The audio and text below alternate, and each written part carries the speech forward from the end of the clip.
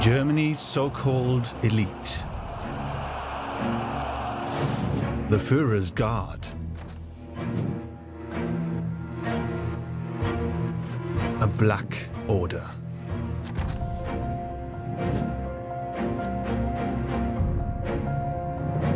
The end result is a crime the likes of which the world has never seen.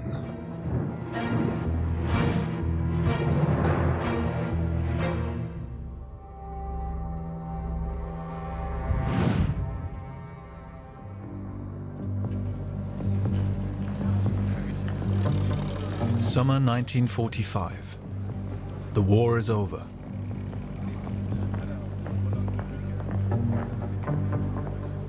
The Allies have put an end to the murders of the SS. Now, they set out to find the perpetrators.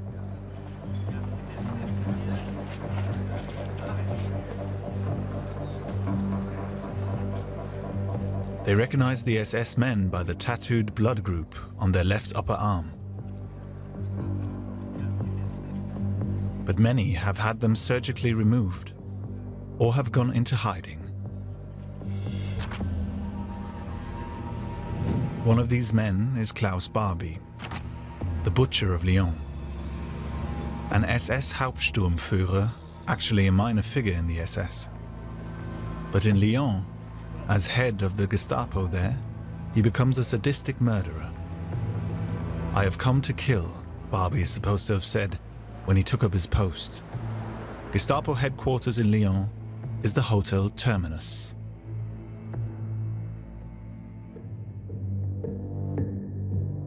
Barbie tortures his victims during interrogation with red-hot pokers, electric shocks, boiling water and a whole collection of tools that lie on the desk in front of him.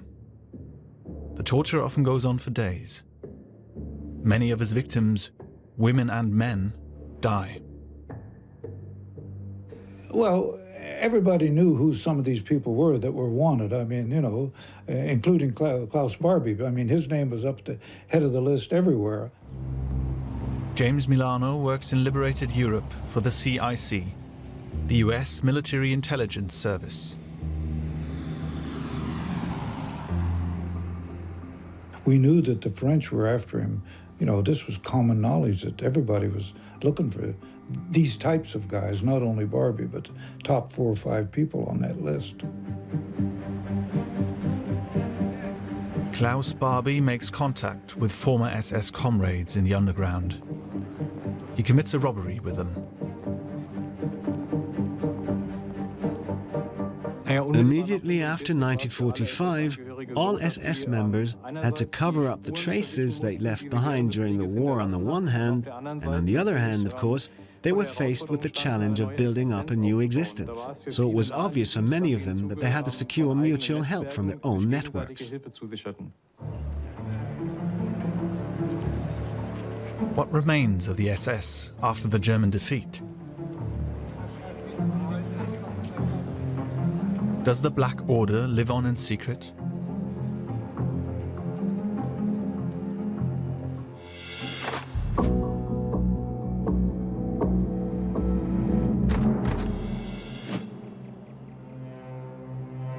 Thousands of perpetrators and Nazi functionaries leave for the south, crossing the Alps in the direction of Italy. In Rome, the Vatican acquires dubious importance for former SS men who want to build a new existence for themselves. Influential clerics help SS criminals. One of the most difficult things in the world is to know anything about Vatican intelligence. Now, you can talk all you want to, but I don't think anybody's ever cracked that one. Rome is a kind of transit hub for fugitive SS veterans. The International Red Cross issues travel documents, actually for Nazi victims who have lost everything. The applicants' details are hardly ever verified. With new travel documents, it's off from Rome to Genoa, and from there by ship to Latin America. Argentina, Bolivia and Paraguay are happy to accept immigrants with know-how, engineers, entrepreneurs and Nazis. The US Secret Service also uses this escape route. In the emerging East-West conflict, spies are recruited and smuggled out of Europe. The Americans call the escape routes the rat lines. We were collecting information about the Russians. And in order to do that, we dealt with Russian deserters. We mounted operations into the Russian zone of Austria and so forth. And then we found that we had a number of these people on our hands and we didn't know what to do with them. SS murderers like Klaus Barbie are also on the payroll of the US Secret Service. At times he collects information from Augsburg about potential communist agents.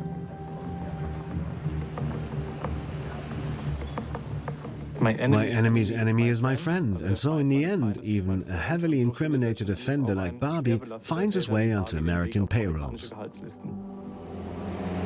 1951, this collaboration ends in Germany. Barbie travels via a rat line to South America, to Bolivia. Barbie doesn't flee of his own accord. It's suggested to him by the Americans, who make it clear that the investigative efforts by the French are so far advanced that they're no longer in a position to protect him. And there was also the danger that American intelligence would be extremely discredited, not least by the East, and gain a reputation for having heavily incriminated war criminals on its payroll. The Allies had in fact committed themselves to bringing Nazi perpetrators to justice. Bekenne mich im Sinne der Anklage nicht schuldig. At the end of 1945, an international military tribunal in Nuremberg begins its first trial against the main perpetrators who are still alive. Murderers they surely were.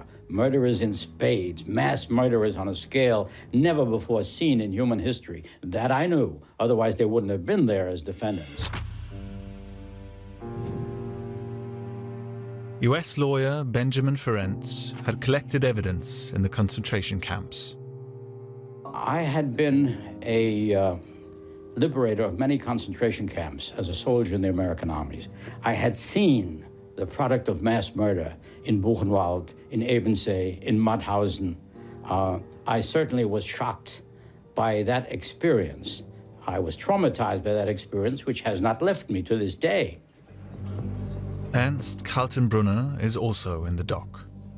The former head of the SS Reich Security Main Office is the highest SS functionary still alive. Kaltenbrunner denies having even heard of the Holocaust. Ich habe niemals eine Gaskammer, auch nicht in Funktion gesehen. Ich wusste von dem Bestehen einer solchen in Mauthausen niemals etwas. Eine diesbezügliche Bekundung ist restlos falsch. The biggest disappointment for me as an American, as a soldier, as a prosecutor, was the complete absence of remorse among mass murderers. They never said they were sorry, because they were not sorry. They were sorry they lost the war. They were sorry they were sitting as defendants and that I was still alive, but they were not sorry about anything that they did. Ernst Kaltenbrunner is sentenced to death, and the SS is officially disbanded and banned. The problem from the point of view of German society is that there was the catchword victor's justice. Many Germans had distanced themselves and didn't really want to accept what was now being put on trial and disclosed. Instead, they protected themselves from this knowledge, which threatened their own identity by saying, "This is victor's justice." And, as is often the case in war, the victors are always right in the end, and it doesn't have to be the whole truth. In Nuremberg, more than a dozen SS men are sentenced in further trials, but the vast majority remain unmolested. SS veterans form an organization called HIAC. It is about financial help, legal assistance, and public rehabilitation.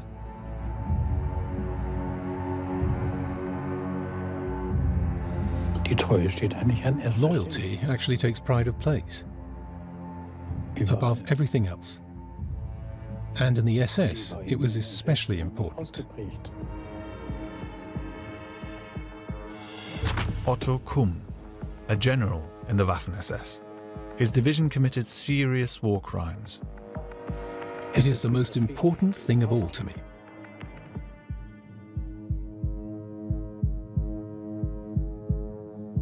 To have belonged to this unit.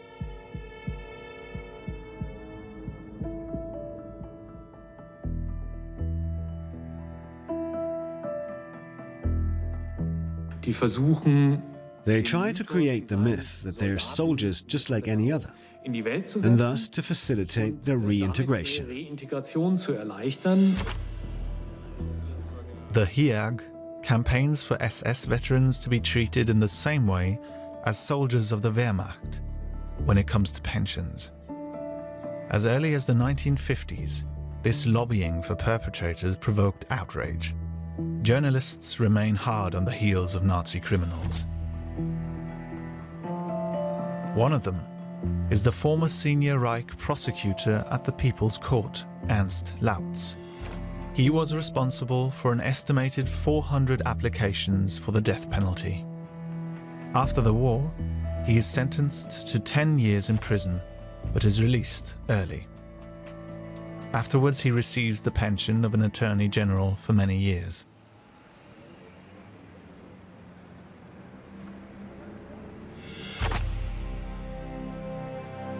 For former members of the SS, Heinrich Himmler's daughter becomes a popular contact point. Gudrun Berwitz, as she is called after her marriage, never renounces Nazi ideology. There are, after all, quite a large number of wives, daughters and sons of former SS leaders who are trying to protect the historical image of the deeds of their fathers.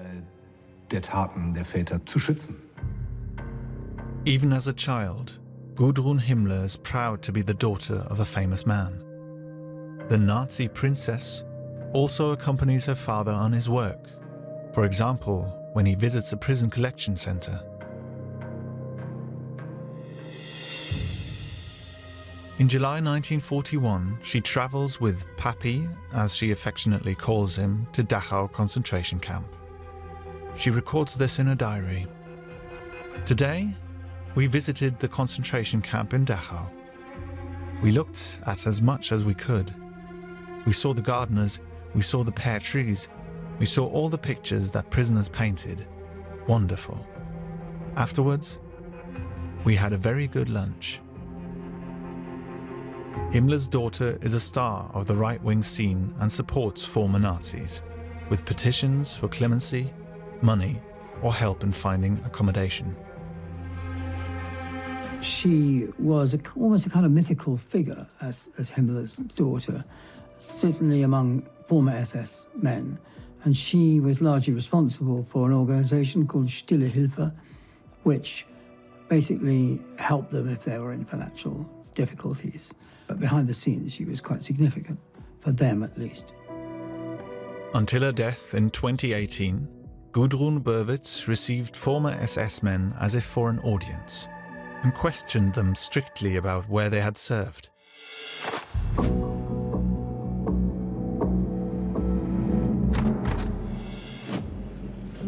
In the 1950s, the federal German judiciary has a hard time solving SS crimes.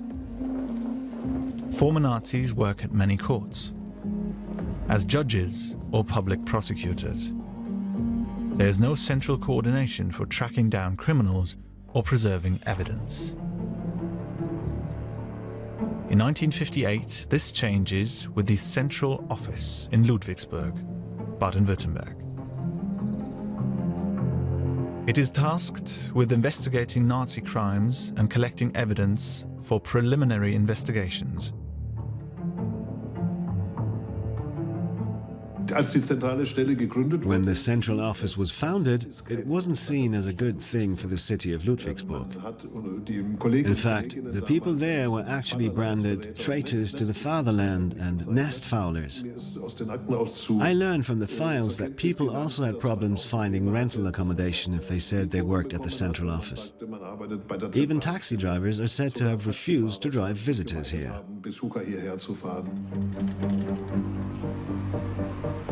In the mid-1950s, the Hessian Attorney General Fritz Bauer receives a tip-off from Argentina. Adolf Eichmann is said to be living there. The former SS Obersturmbannführer is one of the main perpetrators of the Holocaust. He organized the deportation of millions of European Jews, the logistician of the crime against humanity. Fritz Bauer fears Eichmann might be warned by old comrades in the West German ministries and judicial authorities. He turns to Israel.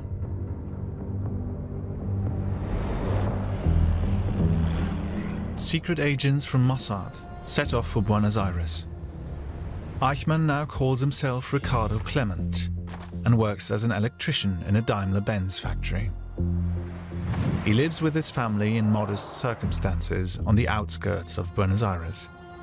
In his free time, he breeds rabbits. A lower middle-class existence. From time to time, Eichmann meets old comrades and boasts of his deeds.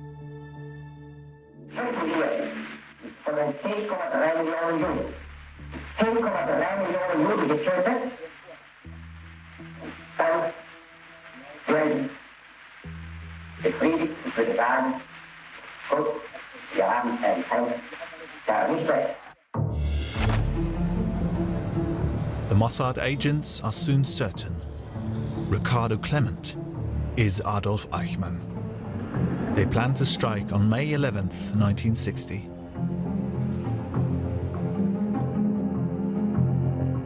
Eichmann is kidnapped on his way home in the evening. Mossad men drag him into a car. Argentina's police are kept in the dark. The prisoner is smuggled past the airport checks, disguised as a crew member. An El Al plane flies Eichmann directly from Buenos Aires to Israel. Eichmann is tried in Jerusalem. In the process, the mass murderer presents himself as someone insignificant who is only following orders. Ich hatte das Unglück, in diese Gräuel verwickelt zu werden. Aber diese Untaten geschahen nicht mit meinem Willen. Mein Wille war nicht, Menschen umzubringen. Der Massenmord ist allein die Schuld der politischen Führer. Meine Schuld ist mein Gehorsam. Die Führerschicht, zu der ich nicht gehörte, hat die Befehle gegeben. Die Untergebenen sind jetzt Opfer. Ich bin ein solches Opfer. The judges find Adolf Eichmann guilty. He's executed on June 1st, 1962.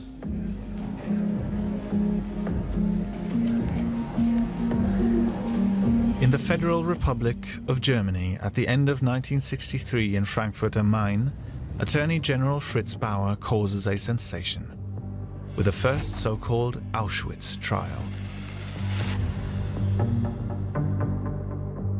That, I think, was very important in bringing the consciousness, the realization of the crimes they'd committed just as ordinary SS soldiers, guards in the camps in the 1940s. Auschwitz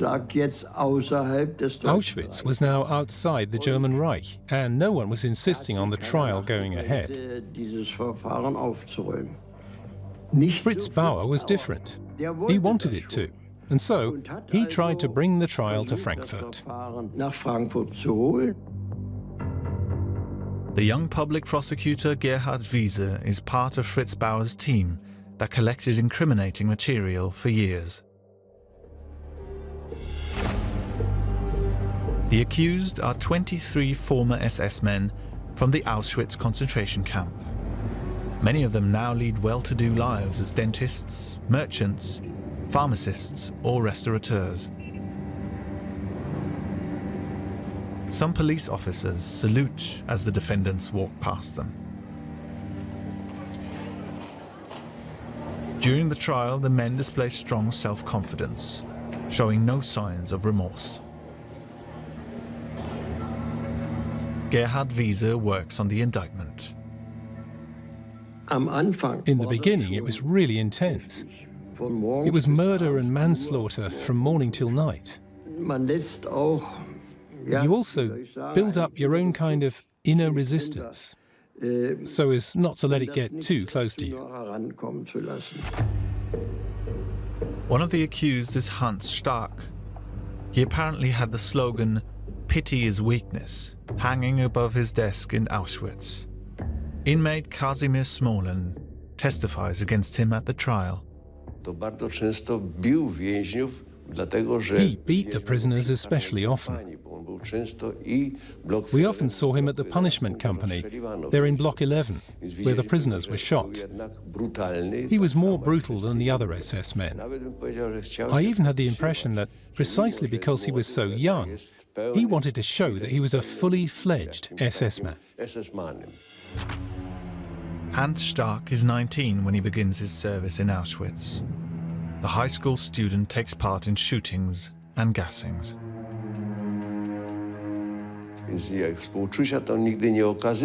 Stark never showed pity. On the contrary, he used to imitate the people pleading for mercy at the ramp. He acted as if it was all some kind of school prank. How could an educated man be so brutal? Hans Stark is sentenced under juvenile law, 10 years in prison, 5 of which he serves.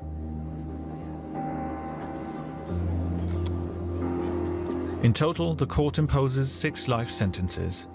In addition, there are 11 prison sentences ranging from 3.5 to 14 years, and 3 acquittals. The message sent by the Auschwitz trial is more important than the sentences. For the first time since 1945, Jewish victims in Germany are being heard by the general public. The biggest post-war trial in West Germany was over. It was legally binding and unsatisfactory as far as the sentences were concerned. But that had to be accepted. And now, nobody could actually claim that Auschwitz didn't exist, that there were no gas chambers, and so on. Foolish views that are unfortunately still being propagated today.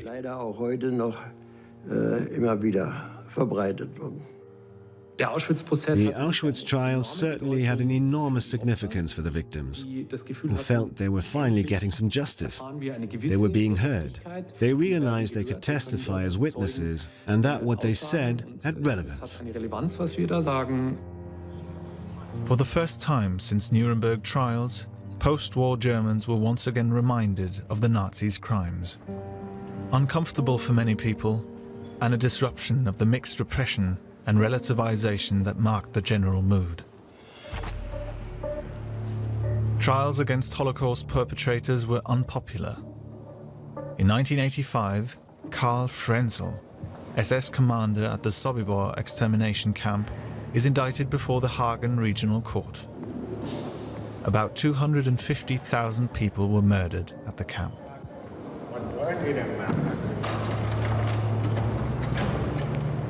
As early as 1940, Karl Frenzel was involved in Aktion T4, the murder of disabled people. In Sobibor, he is noticeably ruthless and brutal. He personally beats and murders people with his bare hands. His neighbors have little understanding for the trial. Yes, I know him. Who do you mean? I have done for quite a while now. I don't want to comment on that. He's a very nice neighbour. I know the story, but do you think a conviction would be in anyone's interest? What should I say? Well, what do you think of him? I don't know. I'm staying out of it. Out of what? No idea, really. You don't know anything? No, that's the best option. Everyone makes mistakes. Some make big ones and some small ones. Yeah, I think old men should be left alone. I mean, there has to be an end to all this. It has to be forgotten at some point.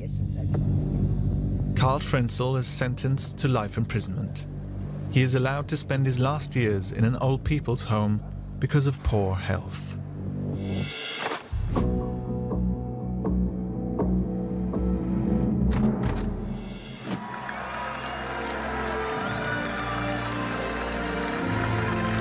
In the GDR, anti-fascism is a matter of state policy. If Nazi crimes are talked about there, then it is about those of others. The fascists are the West Germans.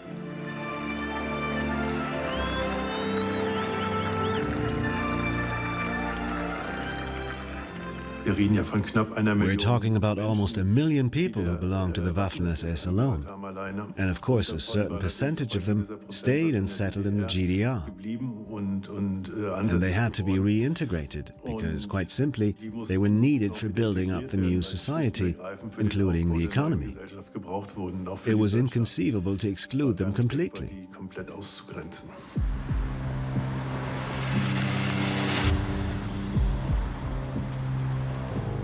In the East, investigations against Nazi criminals lie with the Ministry for State Security, which has assiduously collected files and documents from the Nazi era. No public prosecutor and no scientist has access to them. They were so secret that until 1991, nobody knew the files even existed. 11 kilometers of files that nobody knew about and that nobody outside the MFS had access to. Even within the MFS, I don't think many people knew that they had this treasure trove of files at their disposal. Whoever had the files had power over the information and could thus act unobserved by the public. In the GDR, the prosecution of SS perpetrators has to do with the tense balance between secrecy and propaganda in the East-West conflict. Whether charges are brought depends above all on whether it seems politically opportune to do so. In 1983, at a trial in East Berlin, that seems to be the case. It involves the murder of 650 civilians. In 1944, men from the SS division Das Reich round up the inhabitants of the French village of Oradour in the market square. Women and children are locked inside the village church. Afterwards, SS men set fire to the church. The men are herded into barns and shot. The worst thing is the disappearance of one's family under such circumstances. You have lunch with your family, and in the evening the family's dead. There's no one left. There's no house anymore. There's nothing. Robert Ebras is one of the few survivors. It is simply a massacre that was unimaginable in France until then. It very quickly assumes a special significance because the French government, the interim government, decide to make Oradour a village martyr, that is, a symbol of France's suffering under the German occupation. By chance, the Stasi come across the file of a suspicious GDR citizen. Heinz Barth, SS Obersturmführer, as a platoon leader responsible for the murders at Oradour. He was indicted in 1983. The Germans also want to show the French that they're punishing these perpetrators even after all these years. And they're on the side of the victims. They simply want to present themselves well to France. They want to strengthen connections, political connections to France, and also emerge as winners in their relationship with France, in this German-French triangular relationship.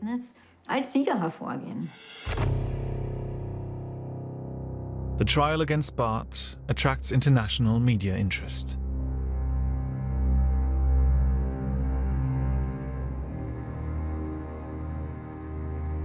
Was machten Sie, als dieses Signal kam? Dann habe ich gesagt, Gruppe feuern.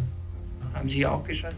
Ich habe auch geschossen mit einer MP, mit meiner MP, habe 2 kurze Feuerstöße abgegeben. Ja, Richtung Brust. Robert Ebras testifies as a witness against Barth. At Barth's trial in East Berlin in 1983, it became clear to me that he had no regrets. He regretted only one thing, that he couldn't see his grandchildren because he was in prison. But he didn't find a single word for the little children who died in the church in Oradour. Heinz Barth is sentenced to life imprisonment. The GDR declares that the trial shows how exemplary it is in its prosecution of Nazis. But the Stasi is not telling the whole truth. 2 of Heinz Barth's subordinates also turn up in the secret investigation files. They too were perpetrators at Oradour, but neither has to go to court. The identification of Barth after more than 30 years in the GDR was already difficult to sell to the public, especially the French public. If 2 more men had been added, there would have been a storm of indignation and outrage. Nothing should tarnish the self-image of the anti-fascist GDR.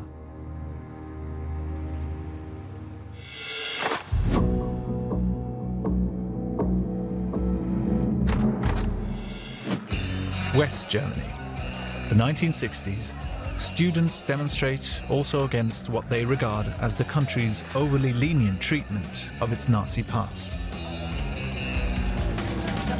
At the CDU party conference in 1968, Beate Klaasfeld, then aged 29, slaps Chancellor and ex-Nazi party member Kurt Georg Kiesinger in the face.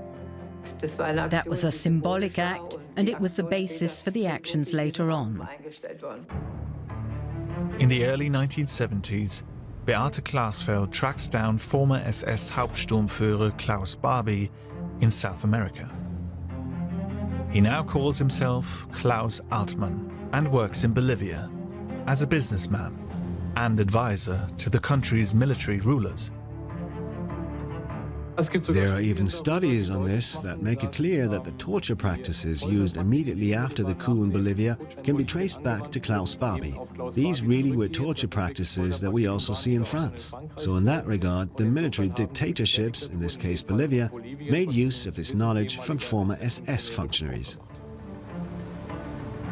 In a tape recording, Klaus Barbie tells his SS comrade Karl Wolf about Klaasfeld's efforts. Berühmte Glasfeld. Ach ja, die den geohrfeigt hat. Ja, die war hier. Die hat hier mir ein Trubel gemacht. Ja. Sie, die hat sich hier gegenüber meinem Büro an der Kette angeschmiert, an der Bank und hat gesagt, in Bolivien gibt es keine Gerechtigkeit. Die hat meine Auslieferung hier verlangt. Da haben sie mit faulen Tomaten beschmissen. Beate Klaasfeld informs a French journalist. But Barbie feels safe. On French television, he denies his identity.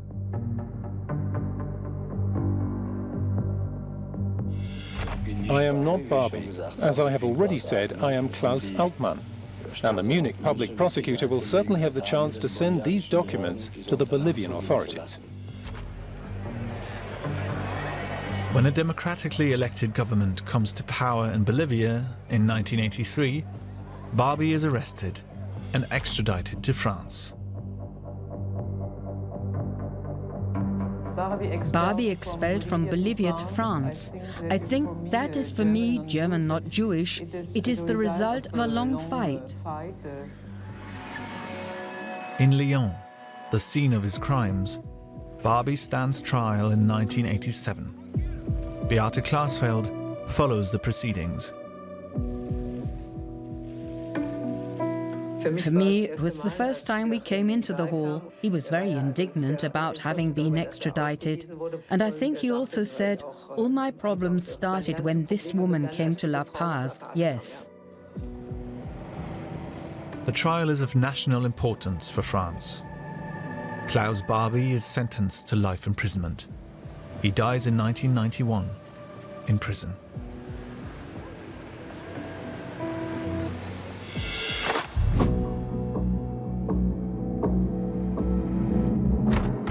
For dictators and right-wing extremists, the SS retains its importance even after 1945.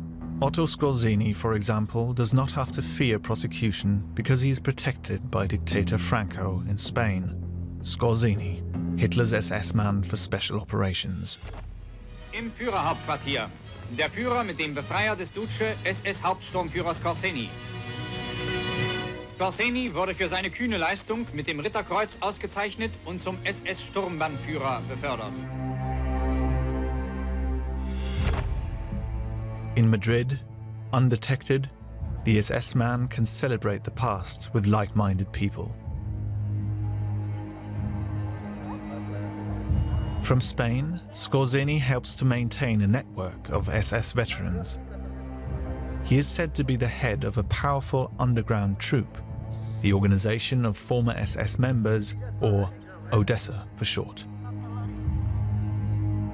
Is the SS continuing its existence underground, gathering its forces for the time of revenge?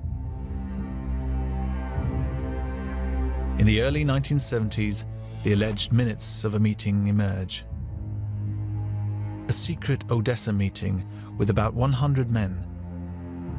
In the end, the story turns out to be a myth. There was, de facto, a network of former SS functionaries who also cooperated, acted and communicated across different countries. But this large-scale Odessa organization never existed.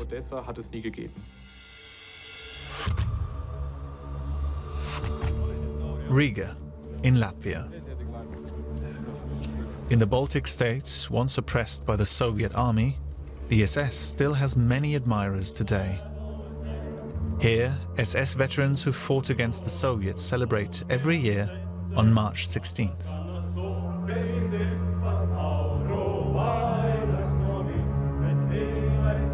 A reinterpretation of history? Nazis as heroes because they fought communists? After the German invasion of Latvia in 1941, 160,000 Latvians entered German service. Most of them fight in the Waffen-SS voluntarily. They too swear allegiance to Hitler.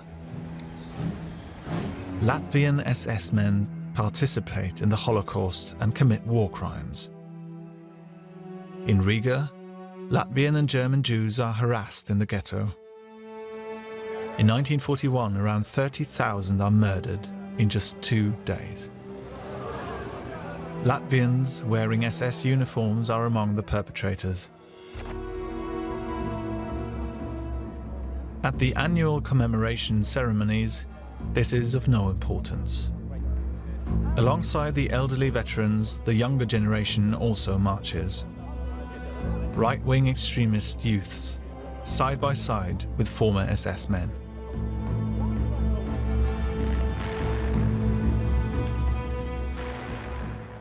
They allow anybody to celebrate and commemorate the war if they fought against the Soviet Union. Of course, many of those who fought against the Soviet Union were, in fact, Nazis or SS divisions, Latvian SS division.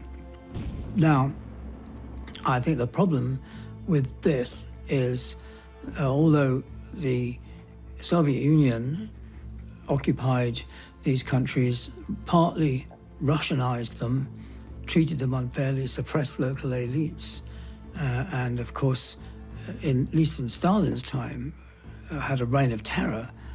This is not the same as the Nazi plans for these areas. The Nazis' general plan for the East envisaged 50 to 85% of the people of these countries being exterminated, and you cannot say that of the Soviet Union. So I think it's a misapprehension about history and about the past. But how can the legacy of the SS be dealt with?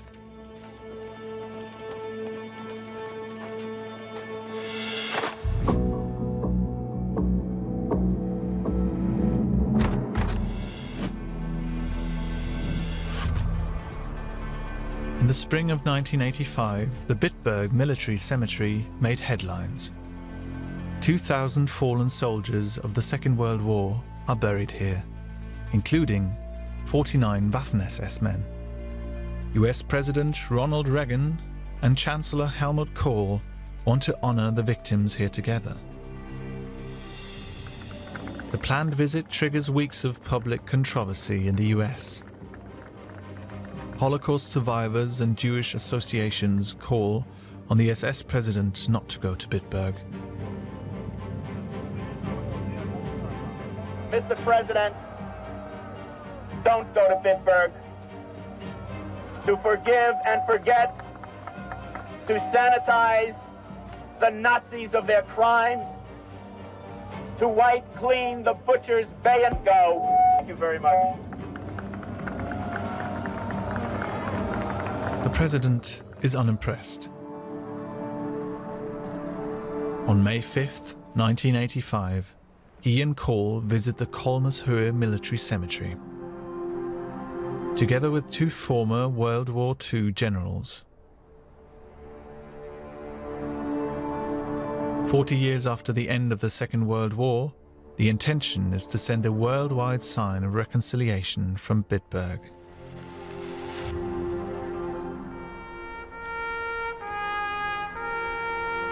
But the dead SS men prevent that. The visit to Bitburg showed that at least people in the West, and in Germany too, didn't understand what it was all about.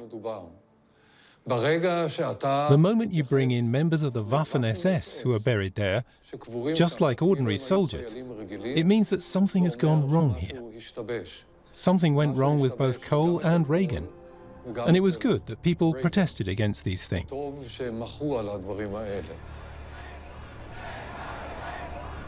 Many Waffen-SS soldiers are not personally involved in crimes, but the uniform they wear stands for terror and for the murder of millions. Former membership of the SS is becoming more and more of a burden in democratic Germany. The subject is often either talked down or avoided altogether.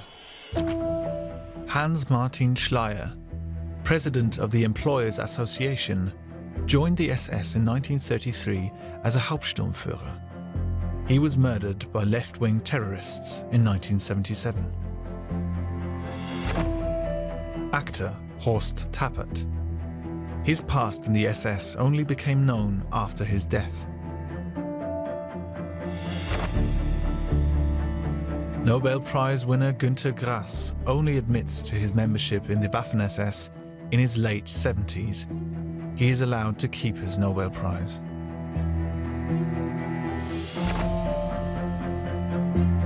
Actor Hardy Krüger was also drafted into the Waffen-SS in March 1945 at the age of 16.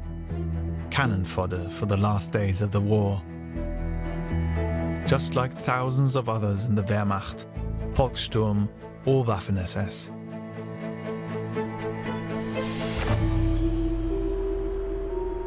The central office in Ludwigsburg examines the extent to which SS men were personally guilty.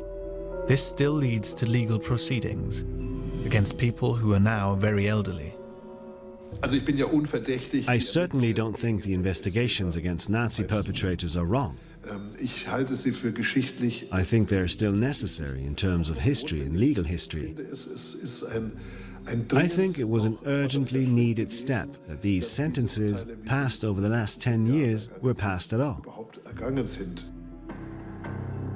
After the turn of the millennium, the central office also sets its sights on a Ukrainian who emigrated to the USA after the war. John Demjanjuk is said to have been a supervisor in the Sobibor extermination camp in 1943 as part of the so-called travniki, prisoners of war who performed guard duty and auxiliary work for the SS. The central office in Ludwigsburg accuses Demjanjuk of having participated in the murder of at least 29,000 people. In 2009, the now 89-year-old is found guilty by the Munich Regional Court for being an accessory to murder, a novelty in legal history. Anyone who served in an extermination camp or in a concentration camp in which systematic extermination took place, who was on general duty, was guilty of what happened, even if they did not kill directly. Guilty of being an accessory to murder. That is a factor that could probably not have been presented in that way 40 or 50 years ago in the Federal Republic. After the Demjanjuk verdict, trials are possible against all SS members who were on duty in the camps, small cogs in the murder machinery. Today, senior citizens, many without insight or remorse. Was denn warten Sie von diesem Prozess? Freispruch oder was? Ich weiß es nicht. Between 1945 and 2005, almost 14,000 Nazi perpetrators stand trial in West Germany. About half of them are found guilty and mostly given prison sentences of between 6 months and 1 year.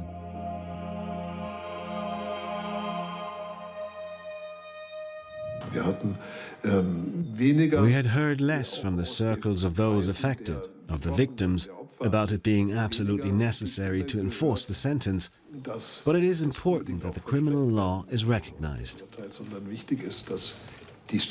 We are not an ungracious state. We do not prosecute anyone who can no longer stand trial or who is no longer capable of defending himself. This gets investigated very closely.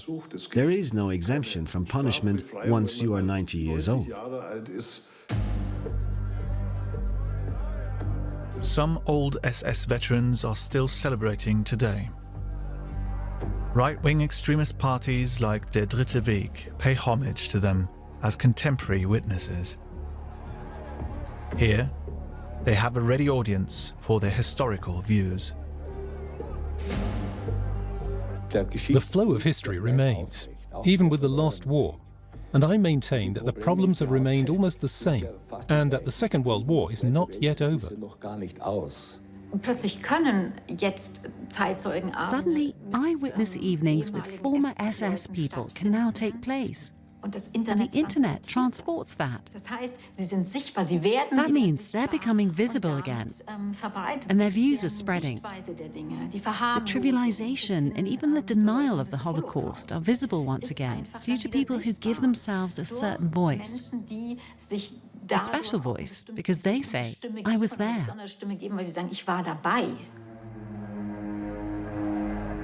Yesterday's right-wing extremists as role models for the right-wing extremists of today. The Sword and Shield Festival in Ostritz, Saxony. Sword and Shield, SS for short. The security service for the festival is provided by the group Arische Bruderschaft. T-shirts feature a logo of 2 crossed hand grenades, the emblem of the SS Sturmbrigade Dirlewanger, notorious for numerous war crimes. Symbols banned in Germany are plastered over.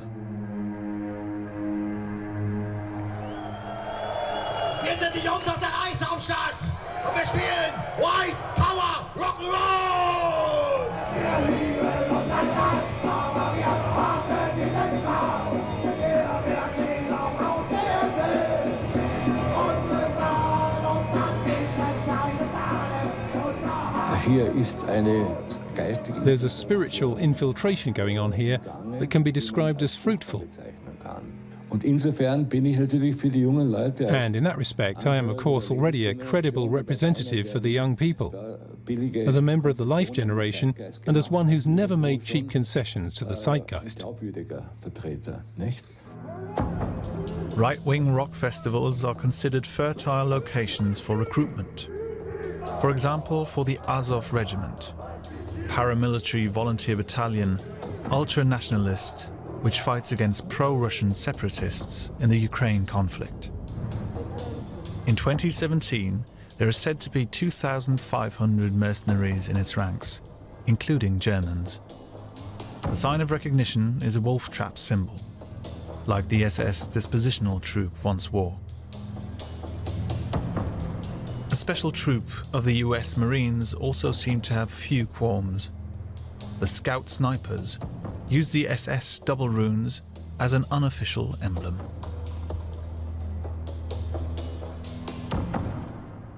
When other nations use the symbols of the Nazis, stupidity knows no bounds.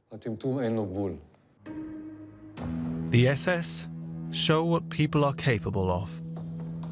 The deepest abyss in German history. The SS are seen as the core of the Nazi regime, or so it seems in the culture of remembrance. But there always has to be a warning here.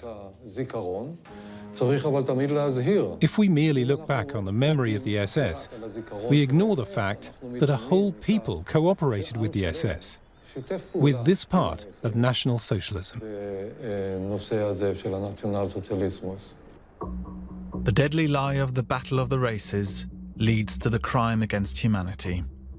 The SS sees itself as an elite. In truth, it is an instrument of mass murder, a historical disgrace.